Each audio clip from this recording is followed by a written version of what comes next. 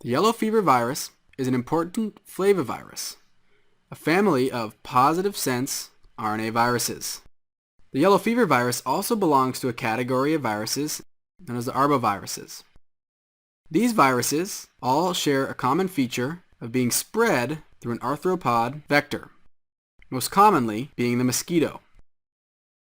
For the yellow fever virus, the mosquito that is the arthropod vector is the Aedes mosquito.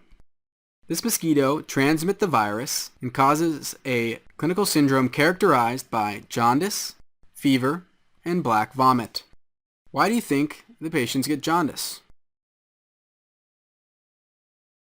Well, the virus preferentially infects hepatocytes, leading to inflammation of the liver and subsequent buildup of bilirubin in the bloodstream.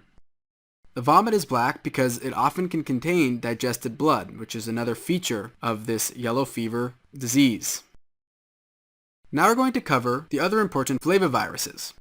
Do you remember the other important flaviviruses? Go ahead and write them down now.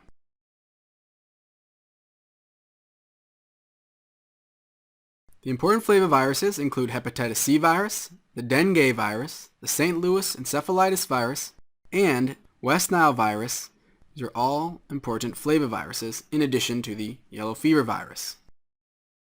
The hepatitis C virus causes chronic hepatitis, which will lead to cirrhosis and possibly hepatocellular carcinoma if untreated. The dengue fever virus causes dengue fever, or more seriously can cause dengue hemorrhagic fever, a potentially fatal disease that is characterized by fever as well as a coagulopathic state, where patients can heavily bleed and present in hemorrhagic hypovolemic shock.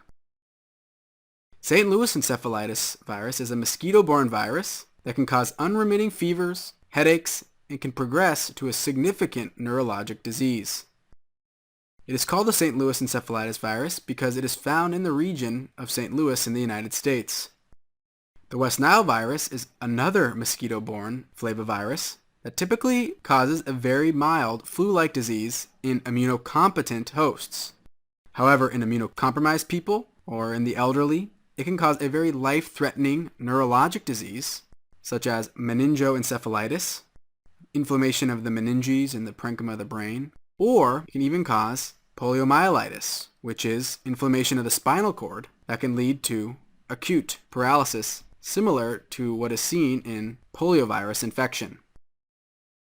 It's important to note that all of these viruses, as I've sort of mentioned, are arboviruses. They belong to the arbovirus category of viruses because they are transmitted by an arthropod vector.